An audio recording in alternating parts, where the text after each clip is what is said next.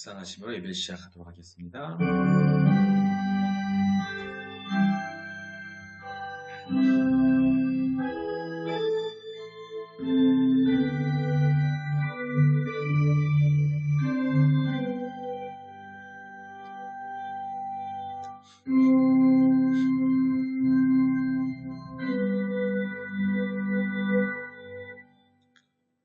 하나님은 영이시니 예배하는 자가 영과 진리로 예배할지니라. 수고하고 무거운 짐진 자들아 다 내게로 오라. 내가 너희를 쉬게 하리라. 아버지 하나님, 이제 민족의 대명절인 설을 앞두고 있습니다. 아버지, 먼저 수요예배로 하나님께 올려드리오나 아버지, 그 설 예배 동안, 설날 동안에 우리들 모든 사람들이 가족과 만나는 가운데 있을 때에 이때 더욱더 사단이 틈타고 또 하나님 멀리하는 일이 생기는 일이 너무나 많습니다. 아버지, 우리들 각자 가정에서 행할 때에 또 주변 사람들 행할 때에 또 우리 성도들 오늘 나오지 못했지만 그분들이 명절을 지내매 아버지 세상 것에 흔들리지 않게 하시고 오직 주님만 생각하는 그들이 되게 하여 주시옵소서. 오히려 그들이 그 가족들과 만나서 믿지 않는 자들을 아버지 하나님께 인도할 수 있는 그런 강한 담대함을 그들에게 허락하여 주시옵소서. 아버지와 그들에게 힘을 주시고 그냥 충만함으로 함께하여 주셔서 그들이 마음이 오직 하나님께 바라고 방향을 상할 수 있도록 아버지 함께하여 주시옵소서. 아버지 구원하심에 또 기쁨을 이기지 못하신 하나님이시여 사랑을 생각할 때에 감사와 찬양을 드리지 않을 수 없습니다. 어느 것 하나 자랑할 수도 없음에도 저희들 택하시고 또 부르셔서 하나님의 자녀가 되게 하시고 예배 자리에 있기를 허락하심에 온 마음으로 감사를 드립니다. 오늘 신령과 진정으로 예배하는 자를 찾아주시는 주님이시여 우리들로 하여금 아버지께서 받으시기 합당한 예배가 되게 하여 주시옵소서. 찬양 중에 함께 하시고 또 기도 중에 응답하시고 말씀 전함에 또 은혜가 임하게 하여 주시옵소서. 저희들의 모든 죄악 가물을 다 용서해 주시고 하나님의 신령하는 대로 심령의 정결함과 공고함을 하나님의 은혜로 채워 주시옵소서. 그래서 저희들이 예수님의 선유신 하심을 깨달아 서로 사랑하며 섬기고 또 아버지의 마음과 생각을 깨달아 돌이켜 살 수 있도록 아버지의 은혜를 허락하여 주시옵소서. 오늘 드린 예배를 통해서 하나님의 뜻을 발견하고 영혼이 소생하고 성령 충만해지도록 인도하여 주시옵소서. 이 부족한 중의 말씀을 전할 때에 하나님의 말씀 가운데 은혜와 위로가 있게 하여 주시옵소서.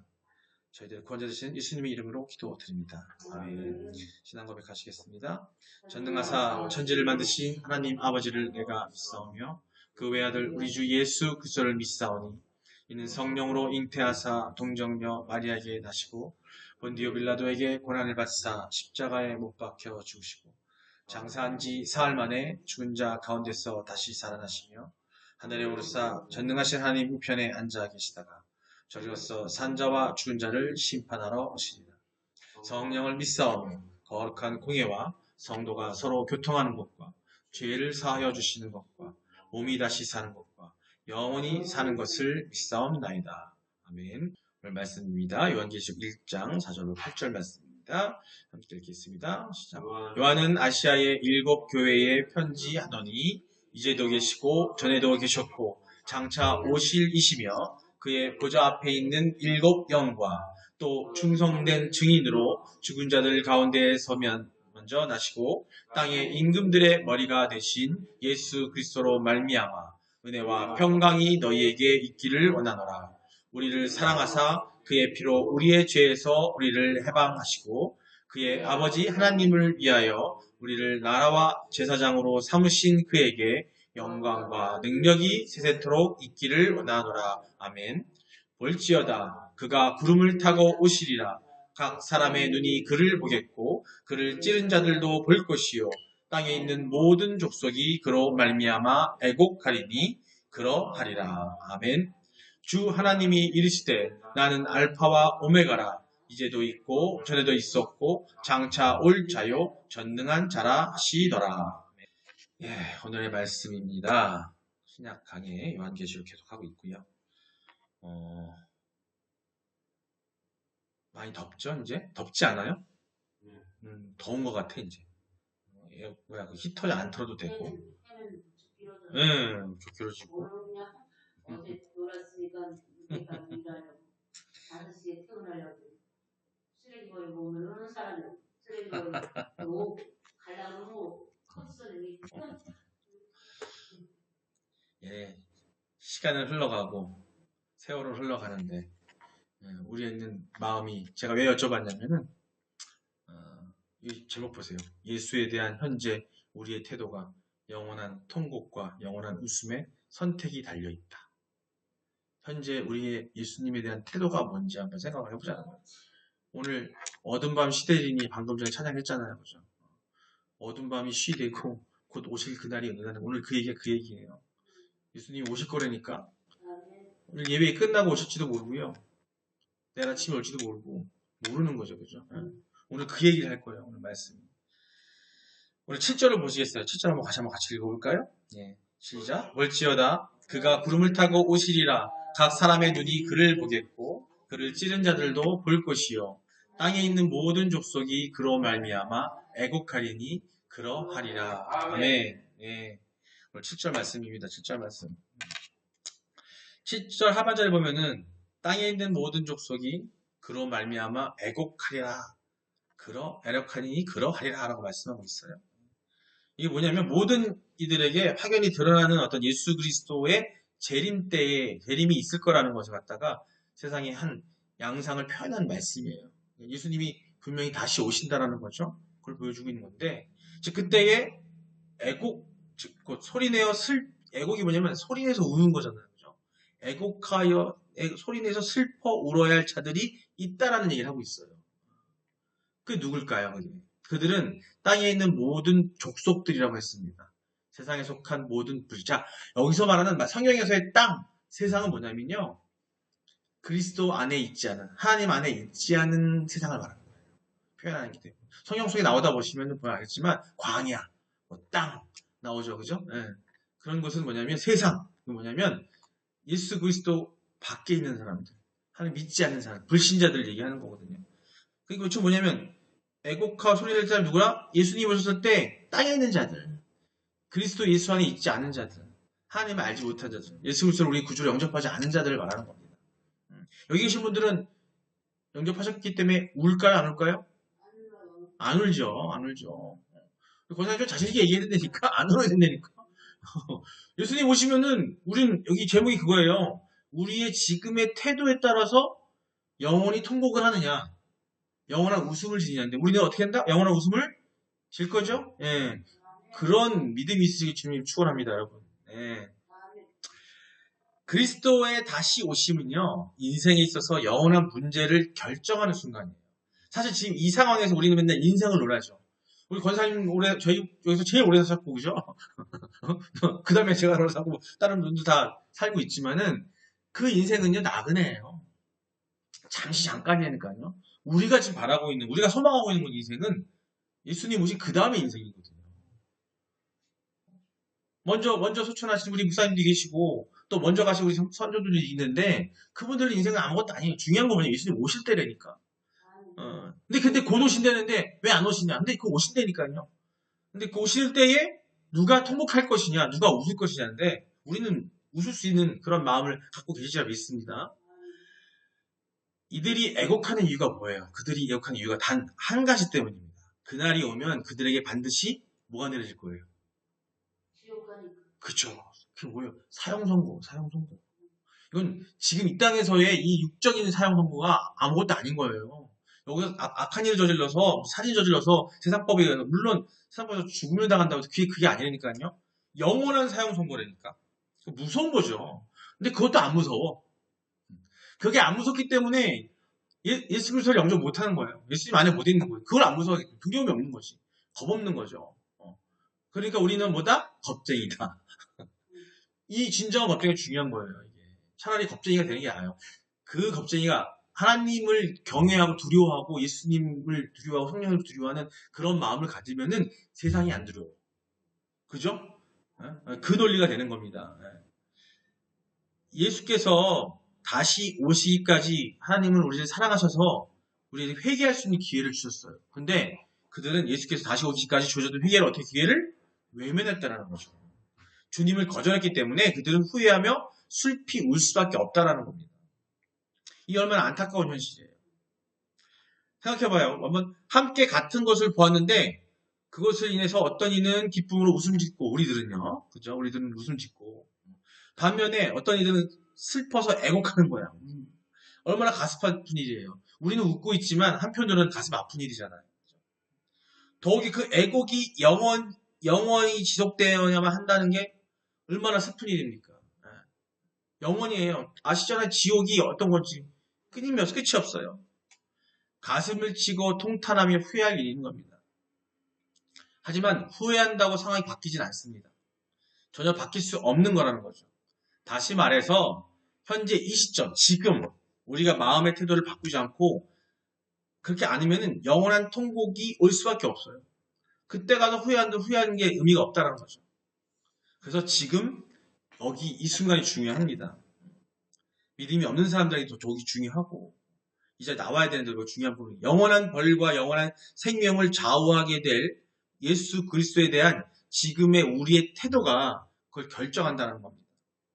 하지만 그래도 미루서도 안 돼요. 당장. 우리 세상 일을 할 때도 보죠. 뭔가를 하려고 마음먹었을 때 다들 에이, 내일 하지. 잠시 뒤에 해야지. 그러다가 망쳐요. 세상 일도 그래요. 아시죠? 뭔가를 하려고 작정을 했어. 뭐 사업을 하려고 했어. 내가 뭔가를 해보려고 했는데 집에 일을 하려고 했는데 에이, 내일 하지 하다 보면 망쳐요. 아마 그 일 많이 경험하셨을 겁니다. 누군가 권해. 뭘 하라고. 이거 해야 돼. 이거를 성공하려면 이걸 해야 되는데 지금 당장 해야 돼. 그러는데 아니, 나중에 지금은 잠깐 이거 미루는 거죠. 세상 일은 그나마 다행이야. 근데 영원한 생명을 얻고 안 얻고에 대한 부분은 미룰 일이 아니라는 거죠. 우리 지금 당장. 여기 계신 우리 성도분들은 지금 믿고 계시죠? 네. 당당하게, 이게 딴 거는 몰라도 이건 무조건 아멘 하셔야 되는 거예요. 네. 오늘일 수도 있고, 내일일 수도 있습니다. 그리스도께서는 우리가 전혀 이기지 못한 순간에 도적같이 후련히 오신다고 말씀하고 계세요. 마태복음 24장 42절로 40절 말씀 한번 읽어보겠습니다. 함께 보시겠습니다. 시작. 그러므로 깨어있으라. 그 날에 너희 주가 임하였는지 너희가 알지 못함이니라. 너희도 아는 바니 만일 집주인이 도둑이 어느 시각에 올 줄을 알았더라면 깨어있어 그 집을 뚫지 못하게 하였으리라. 이러므로 너희도 준비하고 있으라. 생각하지 않은 때에 인자가 오리라. 아멘. 어리석기 그지없는 일이죠. 우리의 삶 가운데서도요. 세상 삶 가운데서도 이 말씀을 적용하고 살잖아요. 그럼 실패가 적어요. 목표를 두고 갈 때에 실패가 적다니까요. 우리가 뭔가를 하려고 할 때, 앞에 삶을 가려고 할 때, 뭘 경영을 하고, 사업을 하고, 아니 직장일을 하고, 사소한 가정일을 할 때라도 우리가 그것이 좋다고 마음을 먹었다고 한다면 어떻게 해야 돼요? 그것이 잘 될지 안 될지 잘 모르잖아요. 하지만 그것을 염려하고 걱정하는 것들을 우리가 이겨내기 위해서는 뭔가 준비를 해야 되는데 다들 뭐냐면 미뤄. 그게 일종의 게으름으로 오는 거죠. 게으름. 근데 절대 미루하지 않을 게 다 이겁니다. 예수님 오실 그날을 생각한다면 우리는 지금 그 믿음을 미루면 안 된다는 거죠. 바로 지금 예수님을 나의 구주이신다 라고 고백하지 못한다면 그 사람은 영원토록 애곡하는 자리에 설 수밖에 없게 된다는 겁니다. 그렇습니다. 여러분 지금 바로 구원에 그냥 딴 게 아니라 지금 바로야. 지금 당장 지금 바로 당장 구원의 기회가 온다는 거죠. 바울 사도는 고린도전서 6장 2절을 통해 말씀하시고 계십니다. 함께 읽어보겠습니다. 고린도전서 6장 2절입니다. 시작. 이르시되 내가 은혜 베풀 때에 너에게 듣고 구원의 날에 너를 도왔다 하셨으니 보라 지금은 은혜 받을 만한 때요 보라 지금은 구원의 날이로다. 아멘. 자 보세요. 은혜 받을 만한 때요라고 하는데 뭐라고 붙어있어요? 지금은. 이 지금은요. 바울 사도가 있던 그 초대교회 시대가 아니라 바로 지금이에요. 우리가 있는 이 지금. 항상 지금이에요. 지금은 영원한 웃음이냐 영원한 애곡이냐를 결정할 수 있는 급박한 시점인 걸 우리가 인식해야 된다는 거예요. 지금. 삶 가운데 적용할 때도 우리가 뭔가를 하려고 자꾸 저도 말씀드리지만 뭔가 하려고 할 때는 지체하면 안 돼요. 바로 행해야 돼요. 결정을 내렸으면 마음 들었어 왔으면 지금 해야 돼요. 미루면 안 된답니다. 그렇다면 여러분은 영원한 통곡을 선택하시겠습니까? 아니면 영원히 줄 때 기쁨의 웃음을 선택하시겠습니까? 기쁨의 웃음. 그죠? 지금 기쁨의 웃음을 선택했잖아요. 그죠? 선택하셨어요, 여러분들은. 때를 놓치면 안 된다는 겁니다. 부디 영원한 문제의 시기를 놓치는 어리석음을 범해서는 안 된다는 거예요. 근데 영원한 그 선택했다가 우리 어떻게 해요? 자꾸 실족을 하죠. 자꾸 또 갸우뚱. 근데 뭐 때문에 하냐면 세상 것 때문에. 세상 것 때문에 갸우뚱해요. 유혹을 해, 유혹을. 이단 사이비. 또 세상이 나의 욕심을 자극합니다. 세상적 욕심을 자극하면서 하나님을 잊어버리게 만들어요. 우리가 믿고 있다고 하지만 또 이렇게 실족. 그래서 완벽하지 않은 인간인 거예요. 우리가. 자, 믿음을 갖고 있고 예수님 오실 때에 우리가 웃을 수 있고 영원한 웃음을 가질 수 있다고 생각한다 할지라도 어떻게 계속 우리를 갖다가 유혹한다니까. 우리는 그 유혹에서 이겨내야 되는 게 우리가 성도들이 해야 될 겁니다. 우리 여러분들은 그런 유혹에서 이겨낼 수 있음을 믿습니다. 그럼 여러분 되시길 주님의 축원합니다. 네. 근데 자 이걸 말씀. 일단 말씀 몇 절도 보면서 마무리 해보도록 하겠습니다. 먼저 고린도전서 1장 7절 말씀입니다. 함께 읽겠습니다. 시작. 너희가 모든 은사에 부족함이 없이 우리 주 예수 그리스도의 나타나심을 기다림이라. 아멘. 예. 이 당시 고린도전서예요. 이 당시 고린도 교회에 그리스도의 증거가 좋게 받아들여져서 나타난 열매를 지금 말하는 은사라고 말합니다. 우리가 소위 은사 받았다는 얘기 하죠. 은사. 어떤 뭐 권사님이 은사가 받았어. 뭐 예언의 은사, 치유의 은사, 방언의 은사 받잖아요. 근데 그거를 본인들이 무슨 영적 능력이 있는 줄 알아. 자, 이 은사라는 표현은 뭐냐면요. 하나님께서 그 믿음과 하나님의 믿음과 이런 것들을 갖다가 세상 사람들에게 그거를 표적으로 보여주기 위해서 일시적으로 우리에게 주시는 거예요. 열매예요, 열매. 그러니까 고린도 교인들에게 믿음, 지식과 같은 내적인 은사뿐만 아니라 이적, 병고침, 방언과 예언 같은 외적인 은사를 풍성하게 주신 거예요. 누가? 예수님께서 하나님께서 예수님을 통해서 주신 거예요. 하나님께서는 주님이 오실 날을 준비하기 위한 많은 은사를 주신 거예요. 그 은사가 자기의 욕심이나 자기의 명예나 자기의 그 교만을 만들으라고 주는 은사가 아니라는 거죠. 근데 이 시대에 그 은사는 뭐냐면 이끌으라고 하나님께서 주님 오실 날 준비하기 위해 많은 은사를 주신 거예요. 준비하는 게 뭐예요? 나 스스로지만 믿지 않는 사람들 슬퍼요. 영원토록 울어야 되는데 애국해야 되는 그들에게 그것을 보여줌으로 그 도구를 사용해서 그들을 끌어라고 주는 거거든. 근데 이 시대에 그 은사 때문에 잘못 빠져들어간 사람이 많다는 거예요. 그러니까 그 은사가 영원할 줄 알아. 그 은사는요. 하나님이 원하시는 대로 안 쓰여지잖아요. 그 은사는 사라집니다. 왜? 하나님 원하는 대로 안 썼기 때문에. 간혹 가다 보면 요새 보면 나 은사 있어, 뭐 치유의 은사 있어, 무슨 은사 있어. 목회자를 떠나서 일반 성도들한테도 그런 은사를 주셔요. 근데 그걸 어떤 도구로 써야 되냐면 믿지 않는 사람들에게 표적으로 하나님을 보여주기 위해서. 아까 권사님 이런 말씀하셨잖아요. 하나님을 봐야 된다 그러고 당장 우리 여기 이혁 성도님 같은 경우에도 하나님을 보고 싶어요 그러는데 딴 게 아니거든요. 하나님은 그런 걸 통해서 하나님을 느끼게 하시고 보여주게 하시는 건데 또 그 은사를 받은 사람들은 착각을 하는 것이. 잘못 쓰여지는 순간 그 은사의 용도 잘못 쓰여지는 순간 그 은사는 박탈당하고 말아요. 그런 실수들을 저지르는 게 비일비재예요. 그런 것들.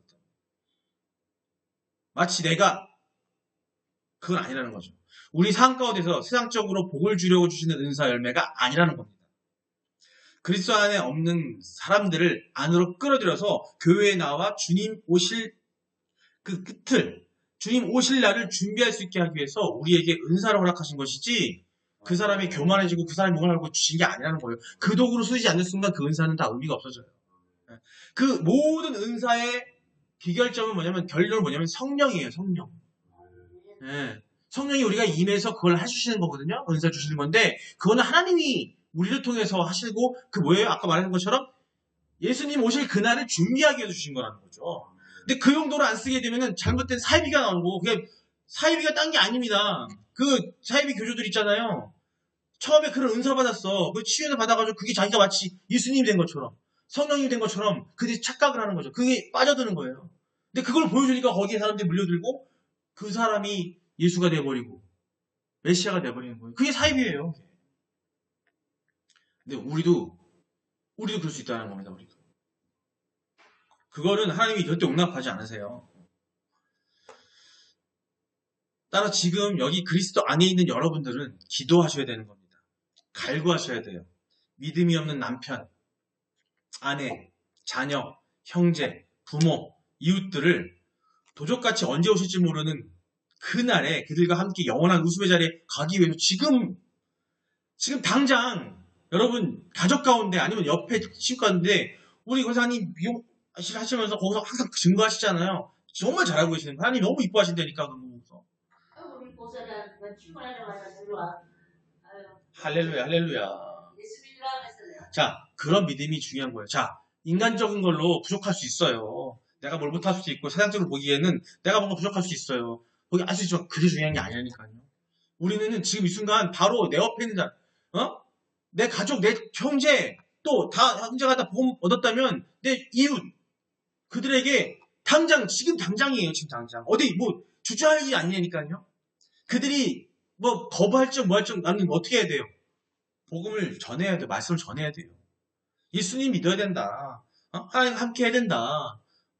그걸 하실 수 있어야 되는 거예요. 그 마음이 있어야 되는 거예요. 남편이 보살이게 혼자라도. 그러니까 그렇게 해서 그분이 다니면은 내가 믿었으니까 남편을 오늘도 한 상점에 가서 우리가 뭘 하고 왔지만은 그분들 여쭤봤더니 찬양 틀어놓고 하나 그러고 계시더라고. 물어봤더니 남편도 신앙이 없어. 하나님 못 믿어. 아들도 못 믿고 있어요.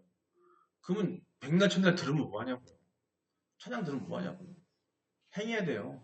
아멘. 네, 우리 그래야 돼. 우리 사명이 그거라니까. 그래서 예수님 오셔서 제자들한테 그러시잖아요. 이 세상 끝까지 가서 나를 전하라고 하시잖아요. 그 사명이 딴 거 없다니까요. 그 방법을 갈구하면 하나님이 그래서 열매로서 은사로서 주시는 거예요. 그거를 갈구하는 거예요. 그 정도로 사용해야 돼. 근데 그걸 갖다가 은사를 받아놓고 잘못 사용하면은 그게 사이비가 되고 그게 이상하게 돼버리는 거예요. 3일 전에도 한 목사님이 여자 목사님이 전화 오셔가지고 그런 잘못하게 해가고 있는 목사님 한 분에 대해서 전화가 왔어.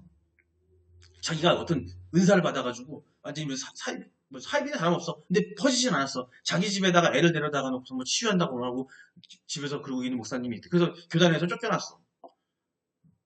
바로 그런 일들이 많아요. 목사님뿐만 아니라 전도사, 그리고 또 뭐 집사, 권사, 뭐 해가 직분까지 다 그런 분들이 있다니까요. 은사를 주시는데 그때는 기도할 때는 하나님께서 은사를 주셔요. 어떤 연사? 복음 전하라고 주는 거거든. 표적자고 그러는 건데 그거를 잘못 쓰는 거지. 그런 일 너무나 많습니다. 사입이 욕할 게 아니고요. 내가 그렇게 될 수 있다는 거예요. 내가. 그런 분들이요. 한 교회 왔다가 일찍으로 와가지고 그거 한다고 막 그러시다가 갑자기 사라져요. 거기서 그거 안 받아주니까. 그런 일이 너무 많아요. 지금 은사로 열매로 그들을 온전한 은사가 열매입니다. 하나님 주시거든요.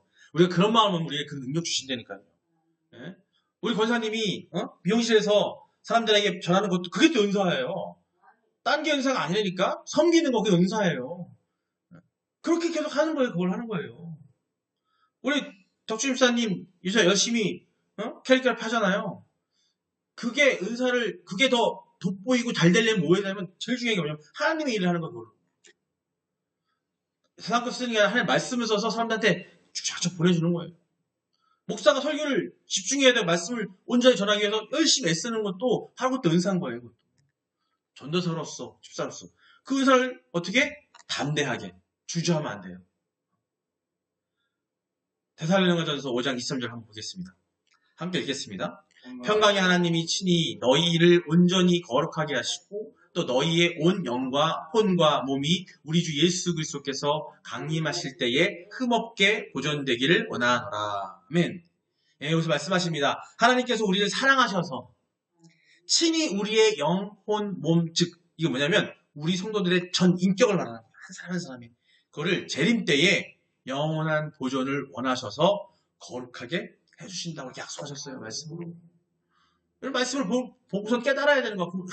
이런 걸 주시는데 세상의 어떤 무기영화보다 세상의 어떤 재물보다 어떤 명예보다도 근데 웃겨요.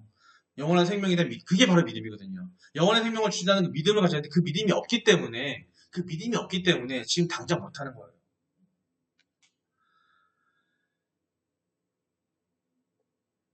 그렇습니다. 지금 여기 계신 여러분은 이미 거룩하세요. 하나님께서 거룩하게 만드신다 하셨잖아요. 그죠?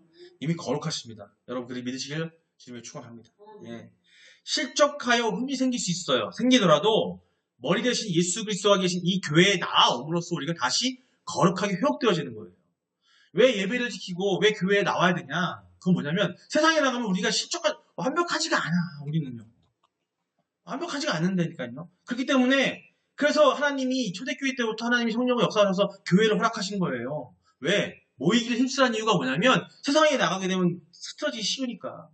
그 예배당에 나와서 실족했다가 다시 나와서 회복돼야 되는 거예요. 우리가 하는데 어떻게 기도할 때 어떻게 가장 먼저 회개부터 먼저 하잖아요. 회개를 안 하는 게 웃긴 게 뭐냐면 우리는 회개할 수밖에 없어요. 왜? 완벽하지 않은 인간이기 때문에 죄를 안 지은 사람 없어요. 그렇기 때문에 우리는 서로 지적질하면 안 돼. 너 나을 것 없이 죄인인데 누굴 지적을 해? 그죠? 우리는 그럼에도 불구하고 인간적인 잣대로 자지적질을 해요. 저희 동네에 한 옆집 아주머니가 그러더라고요. 아우, 앞집에 저번에 그 권사님이셨어. 저희 집에 개를 주신 분이었는데, 개가 너무 짖어가지고 시끄럽대. 그러면서, 막, 진저리 치면서 우리한테 얘기를 하더라고. 그래서 자기 집 앞이니까 왜 개가 생겼어. 엄청 시끄러워. 깽 대고 막 그래. 아무 말도 안 해. 자, 완벽한 인간은 없습니다. 동네 시끄럽다고 뭐라고 지적질하던 사람이 결국 자기가 개 키고 하니까 아무 말도 못하고 있잖아요. 정작 그 집은 또 개가 없어졌어. 조용해. 이런 예들은요, 너무나 많습니다. 삶 가운데 내가 좀 지저분하고 내가 좀 부족하고 난 좀 깔끔하다고 해서 아니에요. 다른 흠도 있잖아요. 그렇기 때문에 서로 지적질하면 안 돼요. 우리는 기다려줘야 되고요. 보이면은 내가 도와주면 돼요. 내가 먼저 해주면 돼요. 저도 그런 사람 중에 하나였습니다. 저도 그런 실수를 지금도 해요. 왜? 완벽하지 않은 인간이기 때문에. 하지만 말씀 보니까 그게 아니더라고요. 하나님 말씀으로도 주시잖아요. 그게 아니더라고요. 내가 먼저 하면 돼요. 그냥 부족하도 옆에 도와주면 돼요. 팔짱 끼고 우선은 이게 문제, 저게 문제 이러는 거 이게 제일 큰 문제인 거거든요. 그렇게 하면요 복음을 전해도 복음이 안 전해져요. 다 달아나요. 이 생각 많이 했습니다. 교회가 뭐 아름답고 깨끗하고 이게 아니에요. 그 교회가 하나님의 느낌이 오고 하나님의 거룩함이 느껴지려면 우리 성도분들 하나하나가 지금 말씀드린 그런 마음이어야 돼요. 아무리 부족한 사람이 오던 또 아무리 우한 사람이 오더라도 서로 격려해주고 아무 말 없이 도와주고 아무 말 없이 함께 해주는 거예요. 그게 제일 큰 거예요. 자식을 대할 때도 형제를 대할 남편을 대할 때도 하나님의 마음으로 하나님 말씀대로 하는 게 중요한 거예요. 그게 행해질 때 우리 예배당도 우리 교회도 그런 분위기가 돼가고 있다는 점 믿습니다. 그런 분위기 만들어야 되는 거예요. 저도 인간이다 보니까 깔끔 떨고 뭐한동 한다고 뭐 지적질하는 점 많았었어요. 근데 그게 의미가 없어요. 제가 회사 운영할 때 같이 공동대표 하던 사람이 있었는데 그분이 엄청 깔끔 떠거려요. 근데 그 직원들한테 부드럽게 말은 안 하고 맨날 뭐 하냐면 저한테 경영을 맡겨서 제가 대표이사였었는데 그 양반 이사였어. 근데 실질 경영주시. 근데 선생님들 데리고 같이 회의하고 있으면 꼭 와서 하는 얘기가 뭐냐면 문 열고서는 분리수거를 왜 안 하십니까? 쓰레기를 왜 분리수거를 11가지를 해요. 근데 그때는 저도 맞다고 생각했어요. 그 깔끔한 좋은 거니까. 근데 그들이 해야 할 역할은 밖에 나가서 선생님들이 돼서 아이들을 가르쳐야 되는데 그 회의를 아침마다 하고 있는데 그 회의를 해서 아이들 얼마큼 잘 가르치고 사랑으로 같이 이 얘기를 해야 되는데 거기 와가지고 선생님들 분리수거를 하셔야 돼요. 11가지 많아놓은 거 아시죠? 나무 쪼가리 나눠 들고 사는 그 스트레스 주는 거야. 그럼 그 사람들이 사랑이 생기겠어요? 본인이 하고 있으니까 본인이 하면 되지. 역할을 맡겨서 하게 하든지.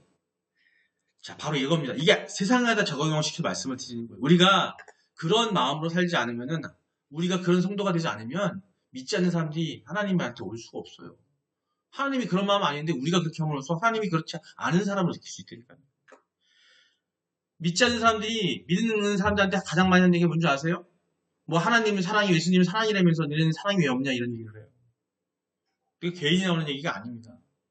뭐 철저하고 꼼꼼하고 정확하게 하려고 해서 그들을 절대 안 해요. 그런 마음은 아니라고 저는 생각합니다. 주변을 둘러보세요. 우리가 같이 예수 그리스도를 알지 못하는 사람들이 너무나 많습니다. 많죠. 주변에 아니라 한 발짝만 고개 돌려도 있어요.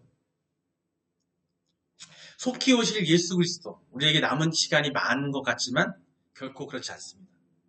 이게요, 정해져 있다면 시간이 남은지 가늠을 할 수 있잖아요.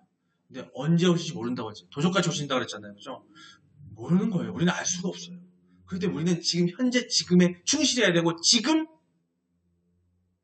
하나님이 예수님이 주신 사명을 감당하려고 행해야 되는 거예요. 우리가 이런 원리를 이 진리를 세상 일 가운데 적용하잖아요. 성공하지 못할 일이 없어요. 이걸 적용 못하기 때문에 성공하지 못합니다. 여러분이 각자 공부하고 있는 것들, 각자가 뭔가를 하기 위해서 하고 있는 것들이 있다면 당장 내가 바로 다음에 그 목표가 될 거라는 믿음을 가지고서는 당장 최선을 다해야 되고 거기 희망을 줘야지. 다들 세상에 근데 그게 흔들리는 게 뭐냐면 돈에 매달, 만몬에 휘둘려 있어. 돈을 많이 주면 바짝바짝 움직여. 돈 준다 그러면 바짝바짝 움직여. 또 엄청난 비전을 제시해. 근데 보이지 않아. 돈이 안 보이면은 똑같은 거예요. 돈이 안 보이면은 안 해. 돈 준다 그러면 해. 그 자체가 문제인 거예요. 돈이 없어도 행할 수 있는 마음을 하잖아요. 돈은 따라옵니다. 근데 우리는 그 만몬에 휘어잡혀가지고 돈을 줘야지 움직여.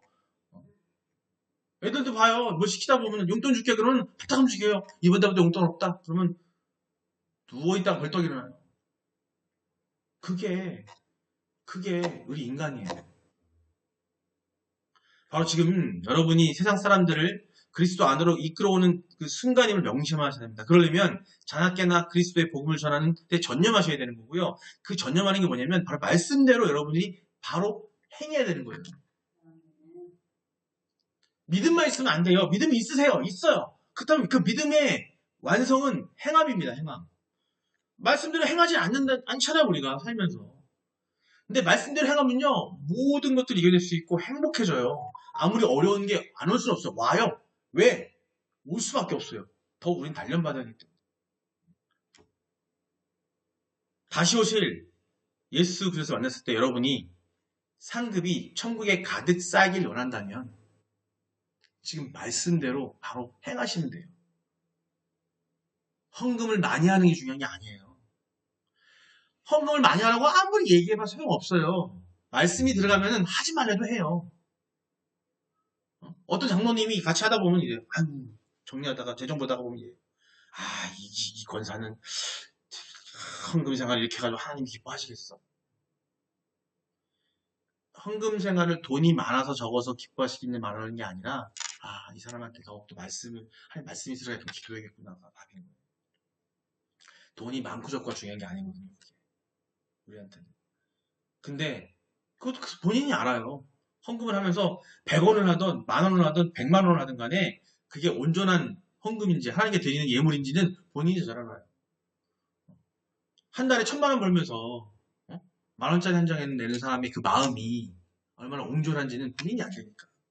하나님이 아신다니까요. 근데 그걸 우리가 얘기할 필요가 없어요. 어떤 사람은 100만 원 벌면서 한 90만 원 하는 사람도 실제로 있어요. 그런 사람들도. 근데 그게 중요한 게 아니라니까요.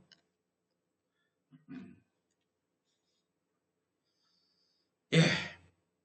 여러분의 예수님 만났을 때 여러분의 상급이 천국에 가득 쌓이는 여러분이 되시기를 주님으로 축원합니다. 그런 말씀 안에서 바로 행동하는 여러분이 되시기를 주님으로 축원합니다. 예, 우리 다 같이 이 시간 말씀을 듣고 우리가 함께 통성으로 기도할 텐데 3일째 하나님께 기도합니다. 먼저 오늘 말씀해 주셨듯이 내가 깨어있지 않고 어두운 데 있다면 이 죄를 용서해달라고 여러분 기도하시고요.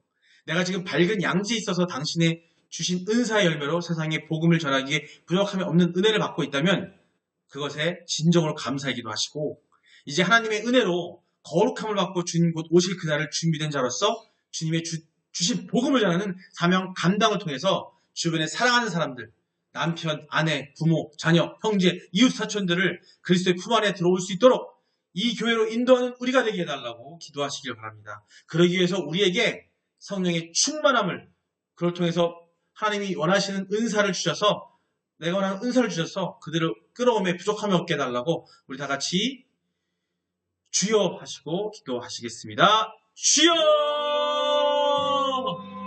아버지여 하나님 사랑에 감사합니다. 오늘 말씀 주신 그 말씀 통해서 3일째 하나님께 기도드립니다. 먼저 오늘 말씀해 주셨듯이 내가 깨어있지 않고 어두운 데 있다면 바로 내가 하지 않았지만 그런 실수를 범했다면 아버지 용서하여 주시옵소서. 아버지 너무나 부족하고 완벽하지 않은 인간이기 때문에 아버지 그런 실수를 저지르고 있사오니 아버지 용서하여 주시옵소서. 붙잡아 주시옵소서. 내가 지금 밝은 양지에 있어 당신이 주신 은사 열매로 세상의 모든 것들을 아버지여 이겨나가고 살아가고자 있사오니 아버지 함께 하시고 그냥 역사하여 주시옵소서. 내가 지금 밝은 양지에 있어 당신이 주신 은사 열매로 세상의 복음을 전하기에 부족함이 없는 그런 은혜를 받고 있다면 아버지 그의 은혜와 은사가 온전하게 하시고 제가 그 은사를 온전히 주님께 이끌어가고 그리스도 안에 갈 수 있는 모든 사람들이 이끌어갈 수 있는 그런 은사가 되기에 아버지 나를 단련하게 하시고 나를 훈련하게 하시고 주님 함께 해주시고 그냥 충만함으로 이끌어 주시옵소서. 아버지 진정으로 감사하고 감사합니다. 이제 하나님의 은혜를 거룩함을 받고 주님 곧 오신 그날을 준비된 자로서 주님이 주신 복음을 전하는 사명 감당을 통해 주변에 사랑하는 사람들 남편, 아내, 부모, 자녀, 형제, 이웃, 사촌 그리스도를 품 안에 두실 수 있도록 아버지 이 교회로 각 예배당으로 하나님 허락하신 그 성전으로 아버지 그들을 이끌어갈 수 있는 내가 되게 하시고 나에게 담대함을 허락하시고 아버지 그런 우리에게 힘을 허락하여 주십시오. 그것은 오직 우리에게 성령 충만함이 있음을 가능한 주 믿사오니 아버지 성령 충만함으로 우리를 가득 채워 주시옵소서. 이 모든 그들을 우리 사랑하시고 우리를 주신 우리 예수 이름으로 기도드립니다. 아버지 감사합니다. 아버지 하나님 감사합니다. 우리 삼위일체 하나님께 기도합니다. 아버지 오늘 말씀을 주셨듯이 내가 깨어있지 않고 내가 어두운 데 있다면 아버지 내가 있는 것 같이 알고 있지만 우리가 알지 못하는 가운데 짓는 죄가 있기에 아버지 그곳에 있다면 아버지 용서하여 주시옵소서. 우리 너무나 나약하고 부족합니다. 아버지 교만하여 아버지 우리가 온전하다고 생각했지만 아버지 너무나 부족합니다. 아버지 붙들어 주시옵소서. 아버지 예수님 함께 하셔서 우리 붙들어 주시고 성령님 우리 충만함으로 우리 안에 들어오셔서 강하게 우리를 붙잡아 주시옵소서. 내가 지금 밝은 양지에 있어서 당신이 주신 은사대로 그 열매대로 세상에 복음을 전하기 부족함이 없는 은혜를 받고 있다면 아버지 너무나 감사드립니다. 아버지 그것 잃지 않고 갈 수 있도록 우리를 붙들어 주시옵소서. 이제 하나님 은혜로 거룩함을 받고 주님 곧 오실 그날을 준비된 자로서 주님이 주신 복음을 전하는 사명 감당함을 통해서 주변에 사랑하는 사람들 남편, 아내, 부모, 자녀, 형제, 이웃사촌들을 그리스도의 품 안에 들어올 수 있도록 또 이 교회로 각 하나님 허락되신 교회로 인도하는 우리가 되게 하여 주시옵소서. 그러기에 우리에게 성령 충만을 허락하여 주시옵소서. 이 모든 기도를 우리의 함께 하신 우리 주 예수 그리스도의 이름으로 기도드립니다. 우리 다 같이 주기도문 하심으로 예배를 마치도록 하겠습니다. 신 우리 아버지여 이름이 거룩히 여김을 받으시오며 나라의 마옵시며 뜻이 하늘에서 이루어진 것 같이 땅에서도 이루어지이다.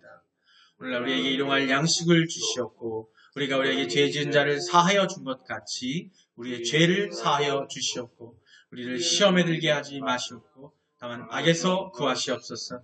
나라와 권세와 영광이 아버지께 영원히 있사옵나이다. 아멘. 주님